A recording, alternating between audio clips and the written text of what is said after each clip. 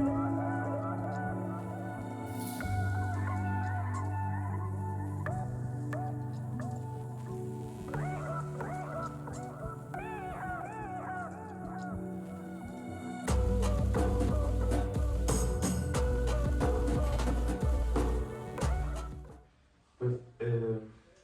quería como presentar un poco bueno, a Carmen. Bueno, nuestro vínculo es como desde un contexto muy académico, ¿no? Fue profesora de máster en el que yo estuve estudiando en una escuela aquí en Madrid. Y me parecía como muy importante este encuentro y esta conversación porque creo que dentro de mi madurez, en términos teóricos y artísticos, ha sido como bastante presente, ¿no? Este vínculo. Trabajamos previamente en un proyecto del año pasado, ¿no? Cuando expuse en Santiago de Chile, en una exposición individual también relacionada a las narrativas del caucho. Y bueno, Carmen gentilmente escribió el texto de esa exposición. Y creo que es importante este reencuentro. Es un reencuentro bastante bonito y especial, ¿no? Porque ya han pasado casi un año desde esa vez que conversamos y creo que el feedback y el comentario que pudimos tener juntos ha sido bastante muy bien recibido. Bueno, y también agradecer a todos ustedes que están aquí, poder escuchar un poco sobre este proyecto y bueno, la idea es también como intercambiar ciertas opiniones, ciertos comentarios, otras reflexiones que aperturen Occidente. Pues para mí, muchísimas gracias a todos los que estéis aquí en esta mañana de sábado. Yo tengo la voz todavía un poco tomada y medio dormida porque acabo de llegar de viaje. Pero para mí es un orgullo volverme a encontrar un año después contigo, porque creo, o sea, no hay mayor orgullo para una estudiante es que vea que da frutos y madurez. O sea, cuando alguien madura también en su lenguaje creativo y en su proyecto discursivo, es uno de los mayores orgullos de la enseñanza. Y además, yo creo que en tu caso, en la residencia este año, en el que te has colocado como persona migrante, ¿no? que en España esa doble visión, porque tú traías ya una visión, pero colocarte aquí como extranjero te da otra nueva posición, que se refleja muy bien en tu nuevo proyecto, ¿no? Y desde el título de accidente hasta todas las piezas que has realizado, sin perder además la continuidad de este primer trabajo, ¿no? Luego hablaremos de la clave, que yo creo que está en esas tres imágenes con esas tres fechas.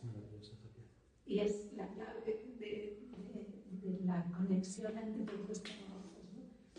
Y entonces, yo quería, como vengo directamente de la Bienal, me ha parecido que hay que estás en el epicentro de lo que se está haciendo ahora, de la creación discursiva actual, o sea, que es un perfecto, que podías perfectamente estar en la exposición de los Arseparel, por ejemplo, cualquiera de tus piezas. Y entonces, rememorando hacia atrás, ¿no? Hace 2 años, en Kassel, en la documenta de Kassel, hubo en el 22 el Ruang Grupa, este grupo indonesio, este colectivo indonesio, que es con sede en Yakarta, que se había formado en el 2020, así, muy joven, y que hizo esta propuesta del Lungun, y con unos ejes, que son los ejes del capitalismo, colonialismo, patriarcado, ¿no? Entonces, esos 3 ejes que además lograron desmontar bastantes de los principios establecidos que había en el sistema del arte, porque desmontaron la noción de autoría, desmontaron la noción del propio comisariado, de la gestión del mercado, o sea, generar alguna especie de, muchas veces la argumenta sirve para eso, ¿no? Agitarnos y ver cómo podemos construirnos. Era una buena propuesta, a mí me parece una propuesta muy interesante, porque además daba la voz a todos los artistas del sur globalizado, ¿no? Igual que nosotros estaríamos en el occidente globalizado, está nuestro sur globalizado. Pero no tiene la voz de los artistas, sino además de los colectivos, una manera distinta de entender el arte, de entender la gestión, cómo nos relacionamos con el arte, incluso un papel distinto al espectador. Y porque el espectador tenía que empezar a ser activo, porque si no las piezas no se activaban. Ahora en la Bienal lo que he observado es que, siguiendo con este principio discursivo, que es también el colonialismo, pero en este caso los artistas locales o indígenas, ¿no? El indigenismo, los artistas locales, la atención al artista local, al artista autodidacta, al artista del sur, que no se ha visto, que se ha visto de una manera distinta porque han dejado el arte, y a su vez atendía también más que al colonialismo, al indigenismo, que también el matiz es distinto, y con este tipo de artistas. Y también en las nuevas modernidades, y hacía una especie de jerarquía entre los artistas del sur que se han formado en Europa, o bien por libros, o bien por viajes, o bien por la relación, ¿no? Como puede ser tu caso, ¿no? Y partía de un concepto, por un lado retratos y por otro lado abstracciones, de cómo la abstracción de arte concreto pues estaban en los artistas desde 1920, 1910, y las vanguardias estaban también mirando, y nosotros no le atendíamos, pero podemos establecer desde Occidente, podemos establecer una jerarquía pues de Frida Kahlo, que como la estrella, porque estaba custodiada además, que ahí también entra lo mediático, Diego Rivera, ¿no? Pero que tenía un libro con las requerías de Homer de la Serna, estaba claro, el viaje. Y estaba pues Wilfredo Lam, Torres García, o sea, autores, Guayasamín, autores que reconocemos también en Occidente, y otros de los cuales no teníamos yo por lo menos ni idea de su existencia. Y luego hay en esas nuevas modernidades, de este tronco de estos padres herederos, habría como unos nuevos artistas, del que estaría, por ejemplo, Iván Argote, que luego hablaremos cómo puede estar relacionado con el trabajo, o Sandra Gamarra, también peruano, hispano-peruana, de pabellón español, y cómo estaban tratando además temas de la decolonización, que yo creo que están muy relacionados con tu trabajo. También, por ejemplo, me sorprendió ver a un antiguo alumno, que es Rivas Vilaure, que tenía toda una pared de los arsenales, que lo que hace es transformar el cuento del Principito en el lenguaje onírico. Y el proyecto de Guadar, ¿no? Que es el Principito. Y entonces, y también me sentí muy orgullosa de tener alumnos así. Y entonces yo creo que tu trabajo entronca perfectamente con esta discursiva. Es verdad que en Venecia se atenúa la radicalidad de Cáceres, de alguna manera, porque en Venecia vuelve a haber autores, vuelve a haber comisarios, vuelve a haber como un orden, ¿no? O sea, de alguna manera el sistema vuelve a necesitar, o el mercado vuelve a necesitar este orden, ¿no? Y entonces, aunque el discurso está atenuado, hay piezas, sobre todo las que siguen en la historia de tu trabajo, que son muy, muy interesantes. Entonces, yo creo que lo hemos dicho antes, ¿no? que una de las claves de tu trabajo son esas tres fechas. Sí, sí, yo, gracias por esta aproximación con ese paralelismo, ¿no?, entre lo que significa el discurso de la Bienal frente a este proyecto. Porque sí, si bien es cierto, hay un replanteamiento discursivo en torno a Occidente sobre lo que representa el arte latinoamericano, el arte indigenista, el arte de la colonialidad, ¿no? Que colonialidad es un término que acuña el Vaticano como finalmente todo lo que, digamos, no hablamos de colonización específicamente, sino de colonialidad, ¿no?, que es, digamos, el discurso que opera en estos proyectos. Y de ahí a cómo pensar en la decolonialidad, ¿no? O sea, cómo poner en tensión esas morales de su discurso. Y es muy interesante porque el hecho también de transitar o habitar este espacio, como que tomas conciencia de eso.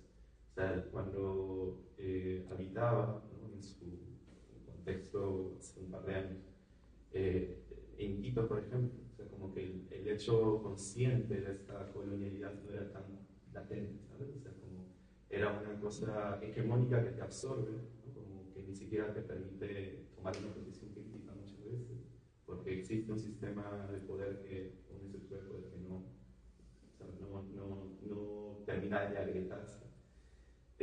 Cuando voy a Lima, estoy hablando como este periodo que podía relacionar con estos tres casos de Lima. Cuando miro a Lima, claro, hay todo un imaginario sobre lo que significa la selva, y la selva es como una simple bolsa general, ¿no? O sea, todos son de la selva y no existen matices. Claro, y es donde encuentro una primera aproximación lo que mi discurso plantea, ¿no? O sea, como desde siendo un sujeto cultural quiteño, me interesa darle, digamos, una atención, ¿no? O sea, un cuestionamiento a ese tipo de lógicas o de estructuras que existen en esa centralidad limeña. Bueno, venir a Madrid ya es como el otro extremo, ¿no? O sea, como observas a Latinoamérica como un espacio, digamos, como esos otros, como este territorio ya colonizado, ¿no? O sea, como una totalidad. Entonces creo que desde ahí este proyecto ha ido como generando ese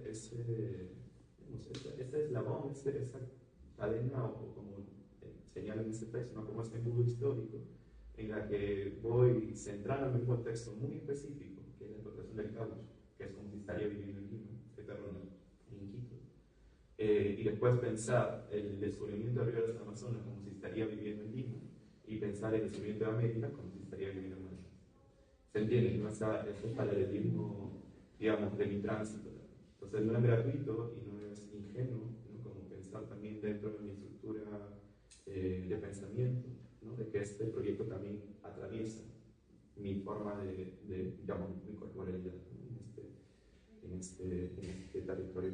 Y yo creo que eso además que acabas de decir es muy interesante, porque de ese trabajo de hace un año a hay un uso del cuerpo,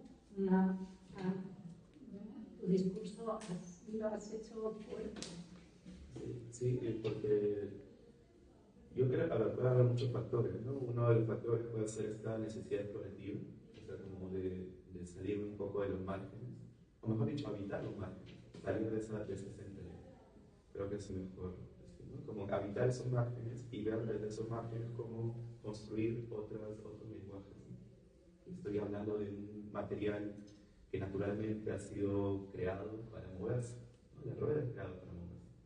Entonces, cómo eso lo incorporo a mi discurso, cómo eso lo llevo a mi trabajo, que no es otra cosa que rodar una rueda en Madrid. O sea, es lo más, digamos, lógico, entre comillas, pero para que eso ocurra, he tenido que pasar toda una serie de cuestionamientos, ¿no? Cuando tenía lo de, o bueno, tengo, o sea, lo de Patrones de una piel destruida, ¿no?, que es este proyecto que trabajamos el año pasado. Este proyecto, si bien es cierto, es un proyecto especialmente fotográfico, pero también tiene todo un giro archivístico, ¿no? O sea, cómo traer esos contextos del pasado, hacerle mover a este presente, ¿no? ¿no? Y comenzar a generar, digamos, un diálogo, una correspondencia entre ese pasado y el presente. Y existían muchas imágenes de las ruedas, ¿no? De las huellas. Sí, la huella. Claro. Esa, justo. Claro, es interesante ese diálogo. Claro, esta huella era una fotografía en el proyecto de patrones, ¿no? Pero traerlo ya dentro de una materialidad directa y que exista y que resignifique el Occidente para hablar de ese accidente es un proceso, ¿no? Nada, entonces creo que es interesante, ¿no? Ese tránsito que opera, ¿no? Esta rueda, este elemento bastante importante, ¿no? Dentro de la modernidad, ¿no? O sea, la rueda en sí tiene un símbolo de progreso, o sea, tiene ya una lectura, ¿no? de avance, de maquinaria, como una cosa muy capitalista, ¿no? O sea, es finalmente el elemento que permite la negociación también, el tránsito de distintos territorios. Y también, bueno, podemos entrar ya a cosas muy específicas de qué lugares han ido transitando, ¿no? Pero claro, eso también es importante, bajo la estructura de qué significa esos espacios para el cuerpo latinoamericano. Claro, sí, y además yo, enfocando también con lo que dices, es en un pequeño ensayo, hablas de Walter Benjamin, ¿no? Por ejemplo, de ese ángel de la historia, ¿no? De cómo depende toda la historia que contamos, la historia de una barbarie o depende de quién la vive. Y yo me acordé de otra cita que está muy olvidado, pero que es Eduardo Galeano, ¿no? Creo que es como el germen, ¿no? de todo este nuevo discurso. Pero cuando yo estudiaba en la carrera, Eduardo Galeano era como nuestra ventana abierta, ¿no? Sus ventanas abiertas de América Latina para intentar pensar América Latina de otra manera.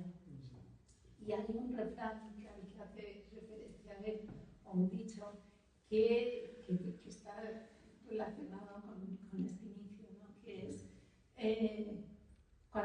hasta que los leones no tengan sus propios historiadores, la historia la seguirán contando los cazadores.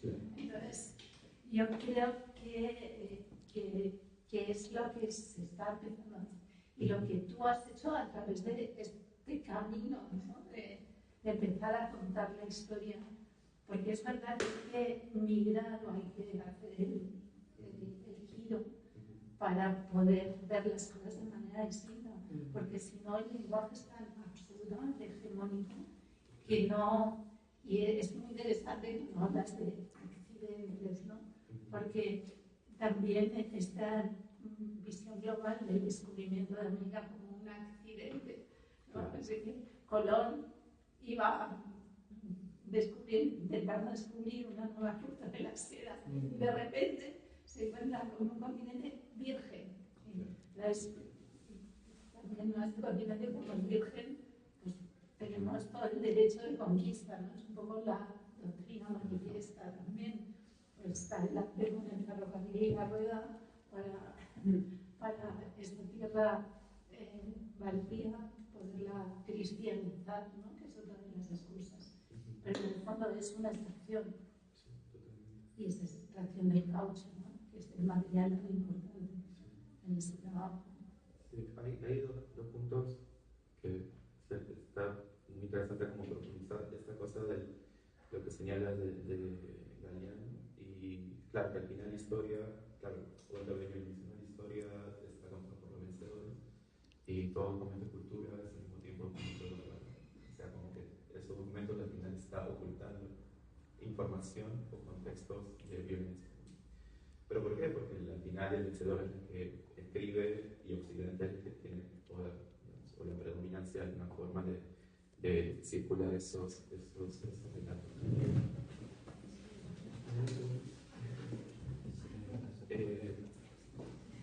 Entonces, como darle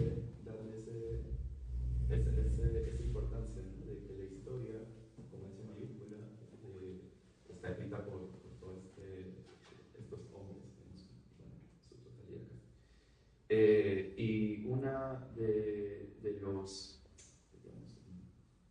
cosa, ¿no?, que me interesa dentro de mis prácticas artísticas es hacer esa revisión histórica, es hacer esa reescritura histórica, ¿no? Ese replanteamiento de lo que se cuenta en el libro de historia y cómo ampliar, ¿no?, ese espectro, ¿no?, esa información a partir de estos otros relatos que no son parte de esa hegemonía. Claro, porque al final, sí, o sea, tenemos que existe una hegemonía cultural, o sea, como que lo que nos enseñan, digamos, es eso, y es una cosa muy direccional. Y revisando todos estos datos históricos, ¿no?, el 1492, 1542 y 1839, que son 3 fechas que, claro, digamos, que replantean la historia o el ciclo de la historia, cómo se va a contar ahora, ¿no? Y mi forma, ¿no?, de aproximarme en su inicio era el contexto del caucho en plena revolución industrial, siglo XIX. Cuando comencé a hacer esta investigación tenía que ver mucho con ese contexto muy específico, ¿no? Y te comentabas previamente, ¿no?, cómo podemos pensar el sistema extractivista si no pensamos o no retrocedemos un poco más al descubrimiento de ese territorio. ¿Quién descubre ese territorio, entre comillas? ¿Quién descubre esa selva virgen? ¿Quién descubre ese espacio que es habitado por salvajes? ¿Quién descubre ese espacio que es susceptible a ser colonizado? Orellana. Entonces, de ahí es donde aparece este personaje, que es español, nacido en Extremadura. Entonces, como que tiene ya todo un sentido, ¿no?, digamos, más discursivo, entender de que el imaginario europeo, o por los cronistas que acompañaban a Orellana, como Fray Gaspar iban y comenzaban a levantar información, y llegaba a Europa o a los reyes católicos a decir: mira, encontramos esto, hay tal cosa, hay oro, porque los incas escondieron oro en el Amazonas, hay que buscar el dorado, ¿no? O sea, como esta narrativa que cuando comienzo a leer y investigar ese tipo de cosas, es la misma lógica extractivista. O sea, como encontraron una plantación de árboles de la chiringa, que es el árbol del caucho, lo mismo.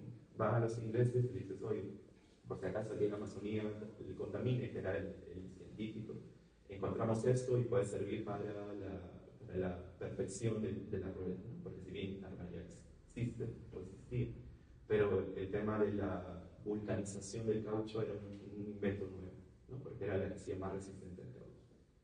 Entonces, nada, eso. ¿Cómo pensamos los imaginarios de la Amazonía si no es la llegada de Colón?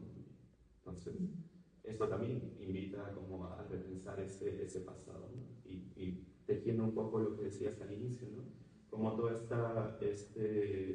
estos discursos decoloniales o estos discursos que están muy presentes en nuestra actualidad están revisando ese pasado, están todo el tiempo revisando esas historias con ese mayúsculo para replantearlo y poder y permitir esos otros relatos, ¿no?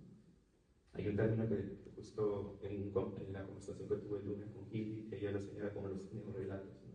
O sea, como estos relatos son relatos que siempre han existido, pero el hecho de traerlo al presente ya se convierte en un neorrelato, ¿no?, un relato que tiene que ser circulado, tiene que ser conocido, ¿no?, de alguna forma. Claro, sí, por ejemplo, tiene poder de volver a rescatarse, ¿no? Pero relacionando a que decíamos antes los recorridos, ¿no?, y relacionando, yo hay una pieza que he visto, que es la de Iván Argote, que yo creo que tiene toda la relación y que nos enlaza con los recorridos. Nosotros en Madrid tenemos la Plaza de Colón, que aparte de ser un desastre visual, porque es un desastre visual total, pero que esas carabelas tienen, ¿no?, que ya lo último, es que no hay una plaza que era preciosa, pero que está completamente. Pero bueno, tenemos nuestra Plaza de Colón, que no nos cuestionamos que se llama Plaza de Colón, ¿no? Y Van Argote, sí, simplemente con el gesto de, en teoría, de desmontar la pedestal a esta aguja Colón y pasearla por Recoletos y darle toda una vuelta. Y luego, en principio, su viaje a acabar Los Giardini completamente sepultada por los bajos, como si fuera una ruina de una civilización pasada, ya nos está poniendo en evidencia, ¿no? Nuestro pasado. Lo que creo en estos discursos, y no sé hasta qué punto, y yo creo que en tu discurso sí hay un paso más allá, en estos discursos, y una vez que tenemos la estatua de Colón derribada y como una ruina más, que tenemos que empezar a construir, porque pasa lo mismo con el discurso de Sandra Gamarra, es un discurso impecable, está perfectamente también maravillosamente comisariado, está muy bien elegido, que sea una persona con doble nacionalidad, una artista que era, pero, y que nos ponga en evidencia pues, cosas tan obvias, ¿no? Como que las meninas, el jarro central de las meninas no sería posible sin una conquista de América, la cerámica, ¿no? Este barrito rojo que tomaban las amas para estar pálidas, o el bodegón de los cacharros de Zurbarán, ¿no? Que tampoco sería así posible sin esas piezas de una cultura aportada. Pero no sé, una vez que tenemos este discurso, que más o menos nos hace, quiero discutir contigo este punto, porque es una reflexión que yo tengo. Es una vez que tenemos este discurso más o menos asentado, que es verdad que no es un discurso mayoritario, o sea, que sigue habiendo un discurso hegemónico que pasa por la Plaza de Colón sin cuestionar absolutamente nada, pero deberíamos empezar a construir un nuevo discurso o seguir, porque ya hemos de construir, ¿no? Ya estamos en una fase de construcción. ¿Cómo podemos empezar a construir un nuevo discurso? Bueno, yo creo que el discurso se mantiene en digamos, en una hegemonía, ¿no? O sea, como, a ver,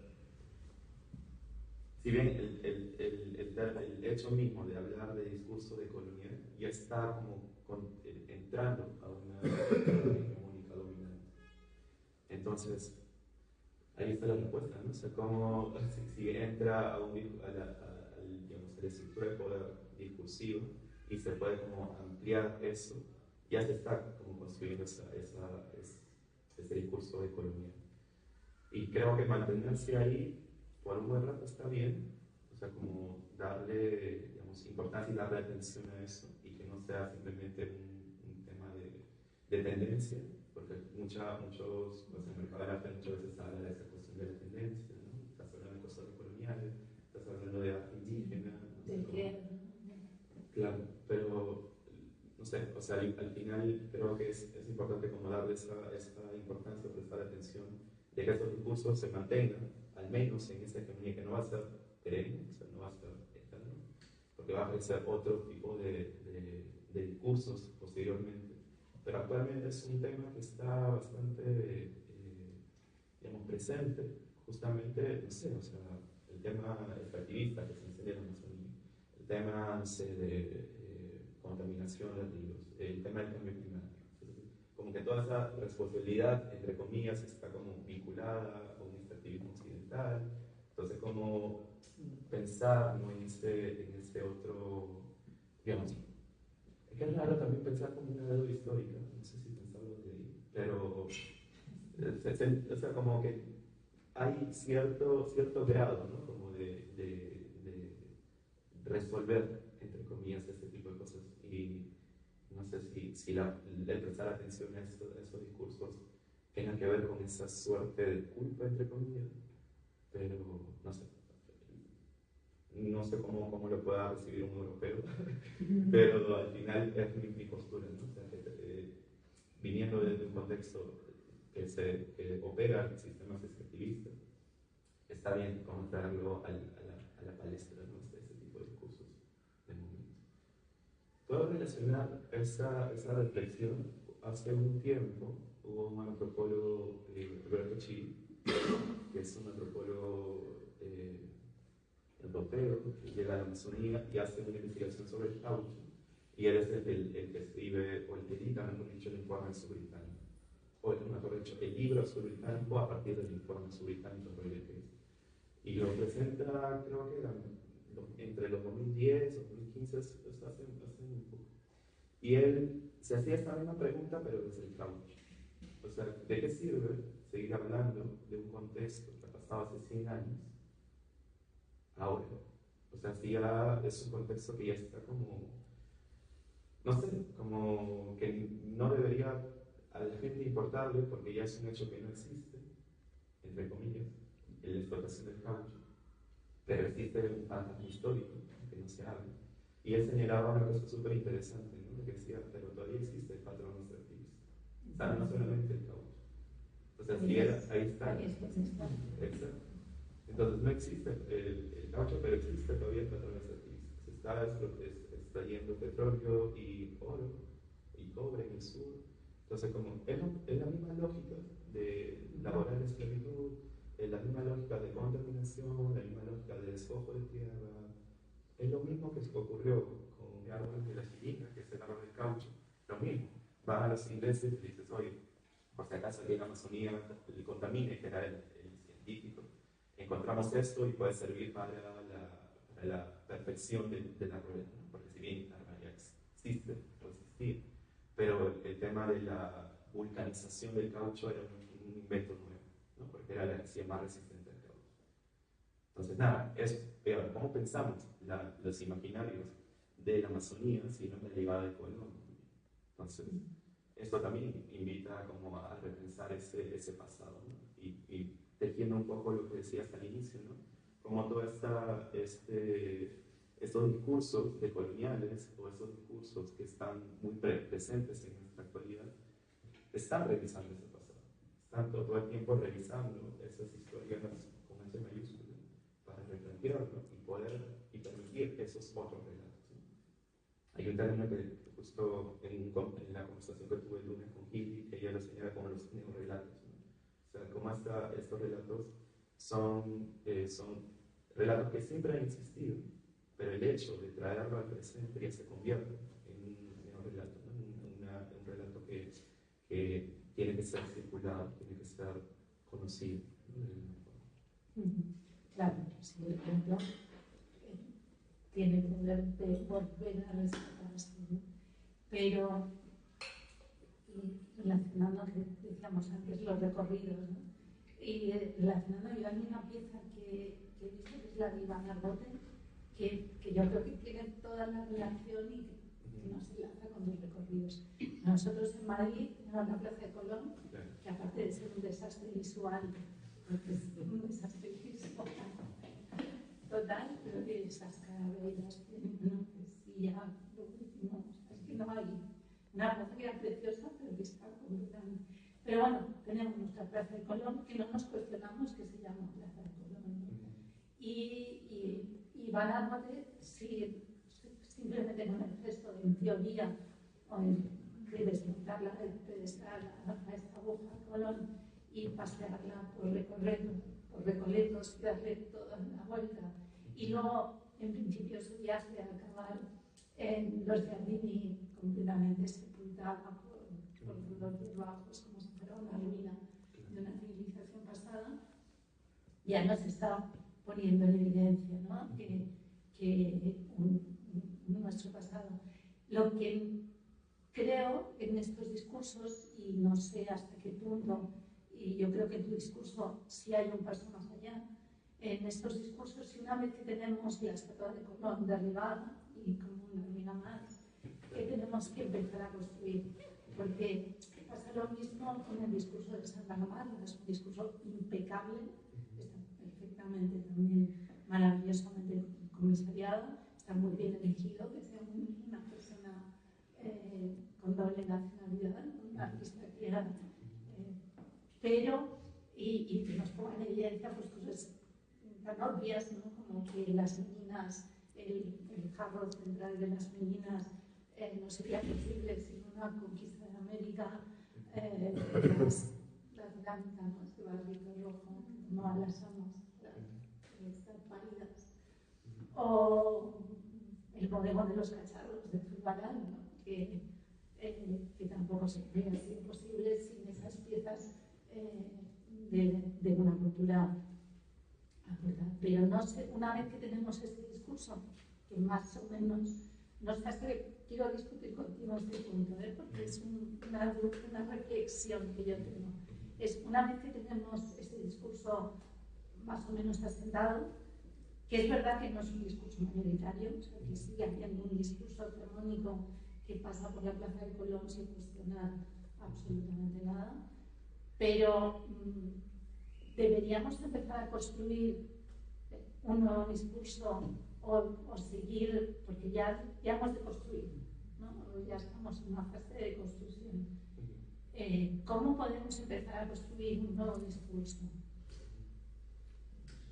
Bueno, yo creo que el discurso se mantiene en digamos, en una hegemonía, ¿no? O sea, como, a ver,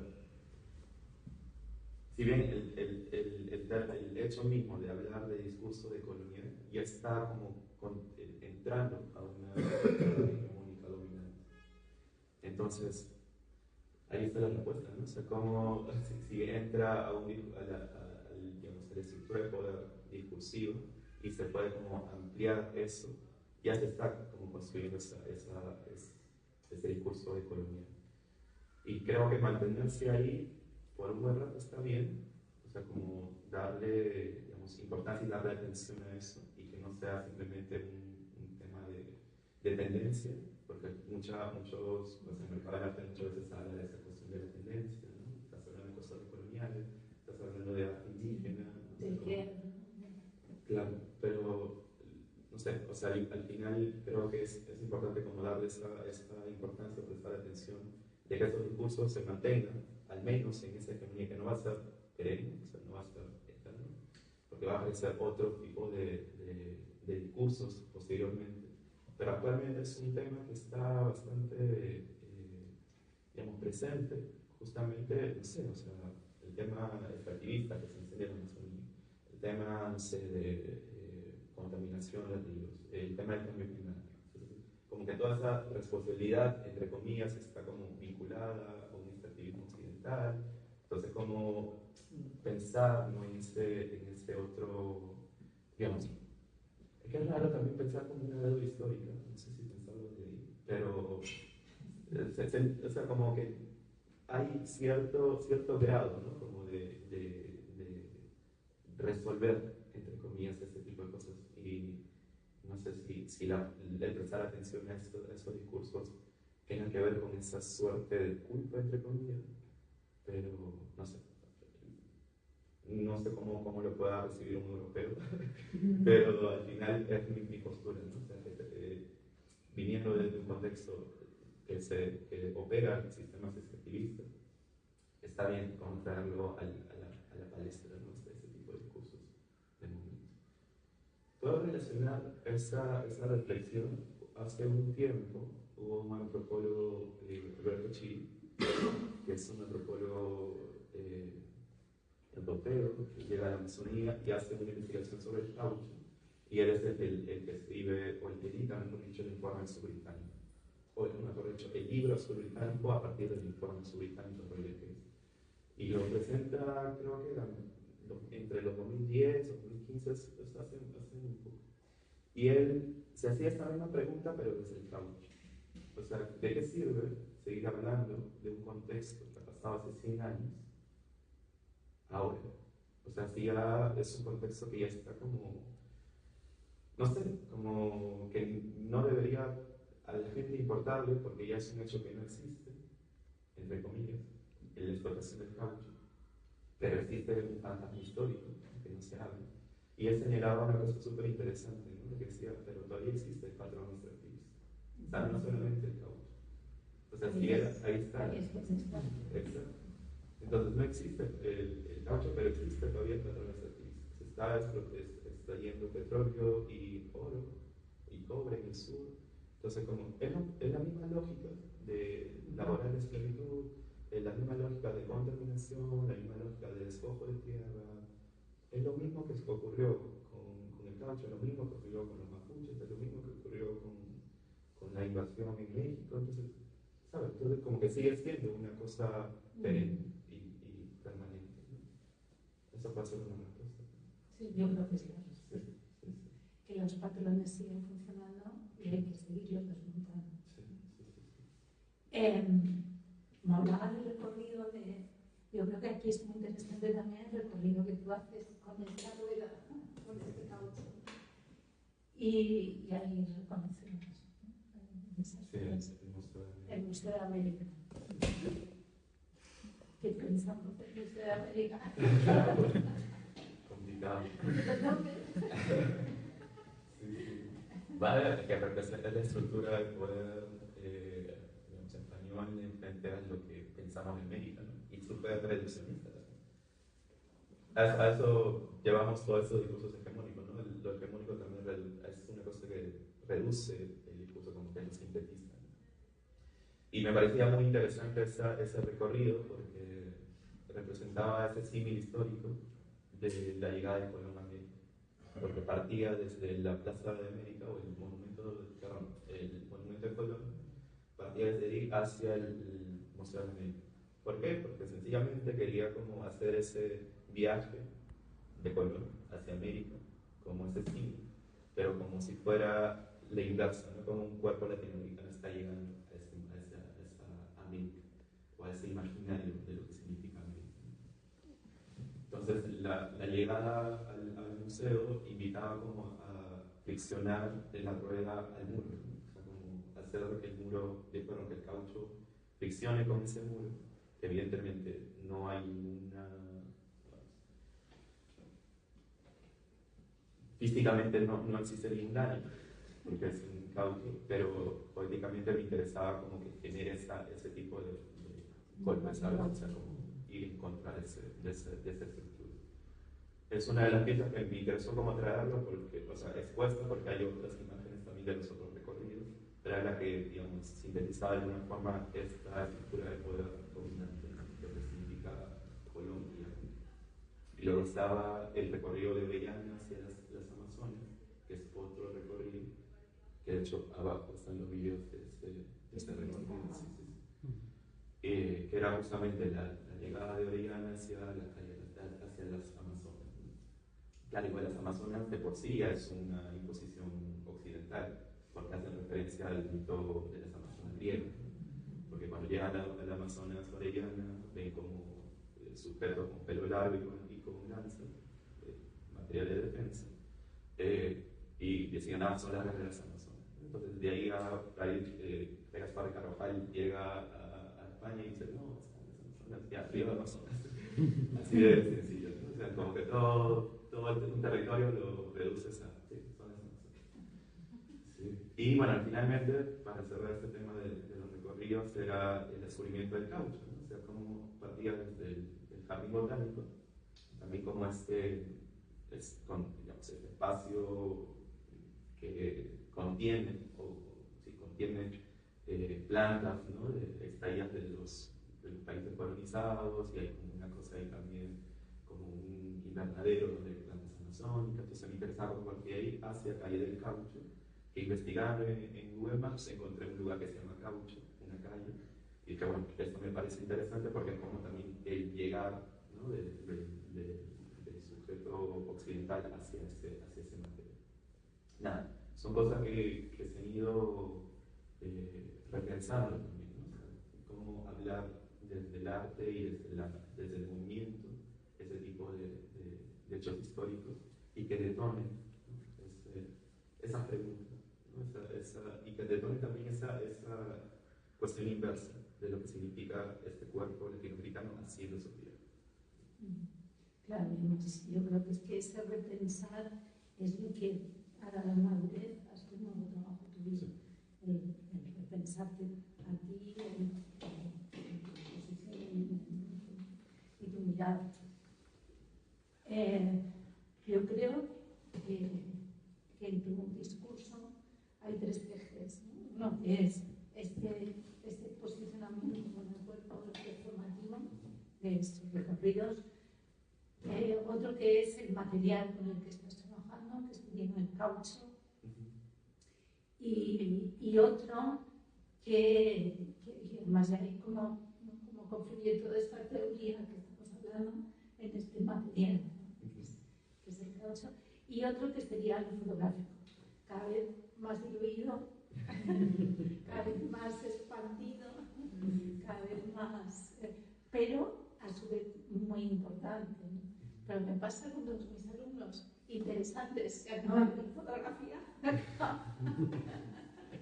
acaba siendo un reducto frente a un arte mucho más expansivo, ¿no? Entonces la técnica fotográfica acaba siendo lo menos importante. Pero es importante, porque en este caso además está actuando como registro de una fotografía, como un doctor